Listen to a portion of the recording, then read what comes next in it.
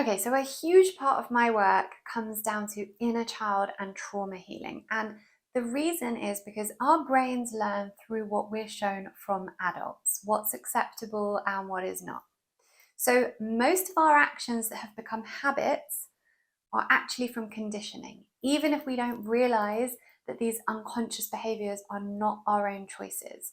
But most of the time, they're not at all our own choices. And a lot of the behaviors and habits we pick up are actually not in alignment with our true authenticity at all, which is why it's important to reprogram anywhere in your childhood where your needs weren't completely met.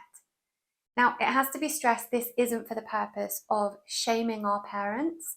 Most parents do the very best they can, but without reprogramming parts of our childhood that were purely conditioning and trauma and not actually part of our authenticity at all, we risk spending the rest of our lives operating on those same feedback loops that the brain has created due to conditioning and repetition. And conditioning and repetition alone, it's not truly us. And we can change that by reprogramming these events using hypnosis and neuroplasticity. Now, of course, like anything, it takes time and a commitment to growth, but it is such an important part of growth and healing.